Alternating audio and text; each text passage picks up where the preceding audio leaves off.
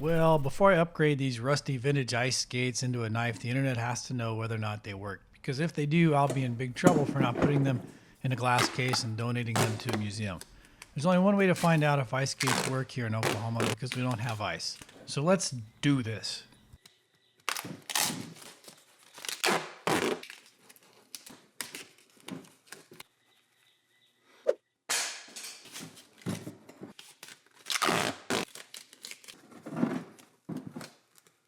All right, we got to do a quick little test fit here in the garage first.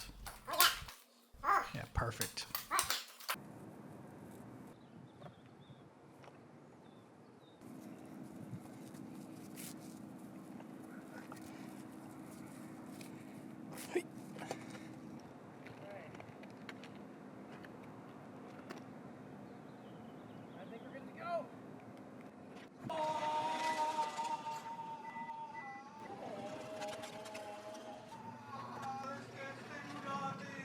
These are some skates I got off eBay. They're vintage, rusty, about 20 bucks. Clearly don't work. And so I'm going to see if I can make a knife out of them. I have no idea what kind of steel this is. I like that it's rusty though, because that means if I have to add carbon to it to get it hardenable, I'll probably be able to do that. Or at the very least, I'll be able to forge weld it to the outside of some sort of suitable carbon steel edge. These are pretty cool though. Now, before we spark test our skates, I make knives out of lots of strange stuff. Check out this knife forge welded from 1/8 inch rods. If you like this sort of thing, I put links to videos of this and other cool projects in the description below.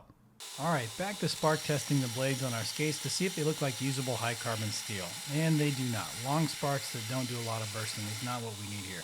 I think these are mild steel, but let's quench them just to verify they can't be hardened to around 60 HRC.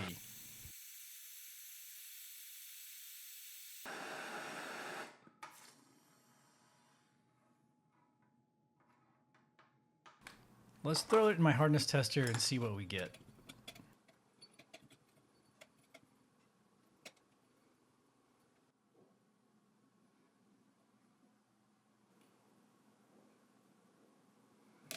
Yes, coming in at 36. 36 HRC is nowhere near hard enough, so I've cleaned up the blade of one of our skates here. Now I'm going to cut this in half. And then finally, we're going to sandwich a hardenable piece of 1084 in between these two pieces of the skate to forge weld what is called San Mai. The 1084 is nice and hardenable, and we can make an edge out of that.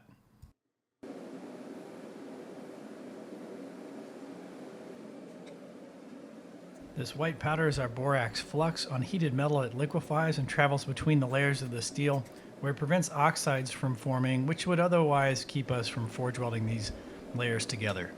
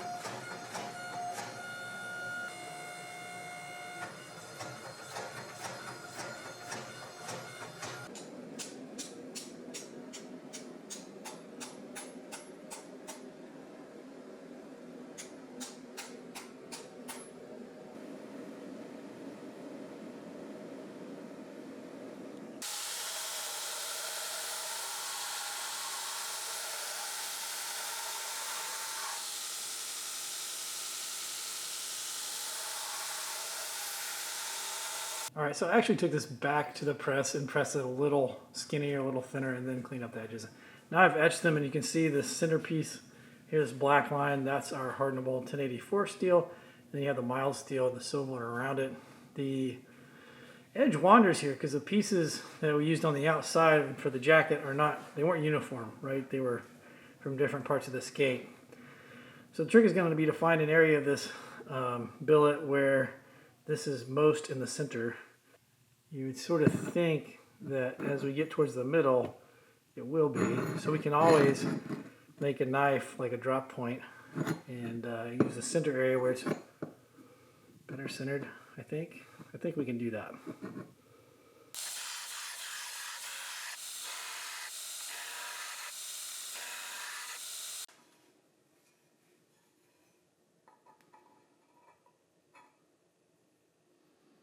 Still pushed up right here. Yeesh.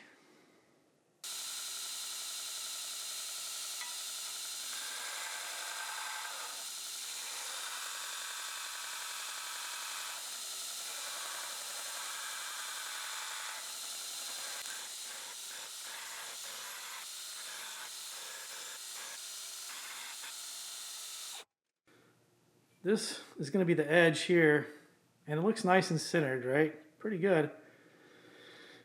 But this is still beefy. You know, I'm going to take it back here and tang this out, right? But this is still pretty thick for a knife this size, you know, in this dimension. So I think what I might do is if I grind these edges back a little bit, put a little bevel there, and then press the rest of this a little flatter to thin it out, that because this is pulled back here, it won't risk shifting this off center or making it any thinner, because that's pretty thin. That line of hardenable steel is still pretty thin. So we'll take some edges off here and here, and then we'll put it under the press and flatten it a little more, get it a little thinner, and go from there.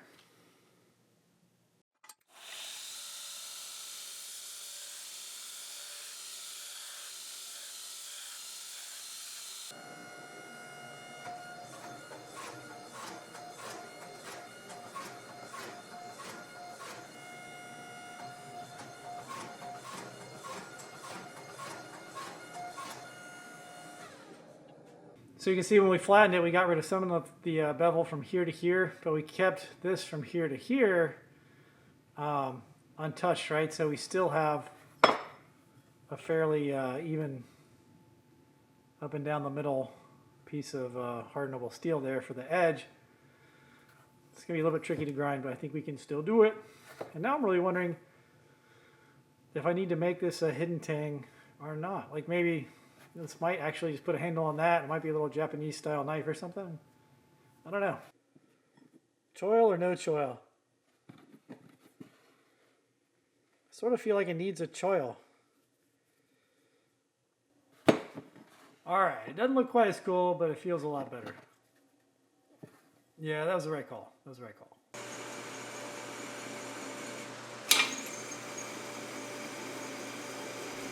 All right, I'm going to take a little more off before the heat treatment here at the edge. I want to get that 1084 nice and close to the oil. It really shouldn't make that big a difference. It's a thin billet anyway, but I don't know. In my brain, this is important for some reason.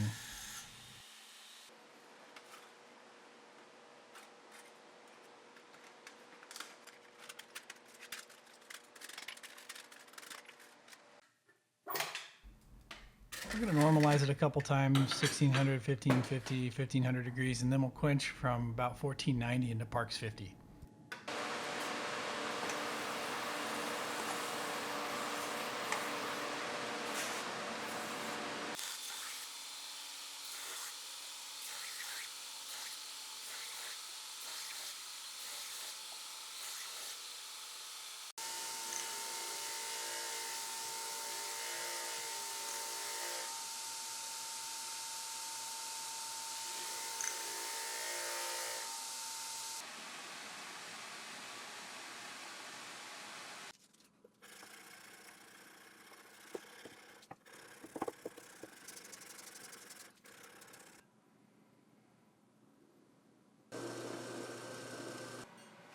We're going to do some etching here in the ferric chloride. This is diluted 2-to-1 with water.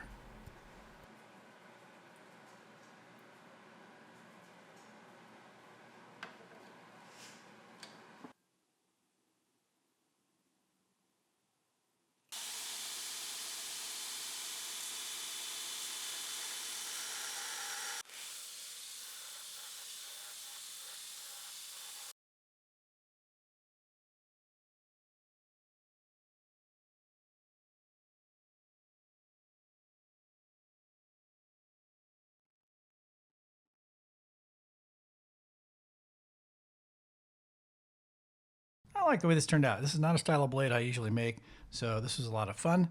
I think next time I'm going to try to carburize our other blade in a canister with some graphite to make it a hardenable piece of steel that we can actually forge directly into a knife. It's going to be a lot of fun. I'll see you guys then. In the meantime, have a good one.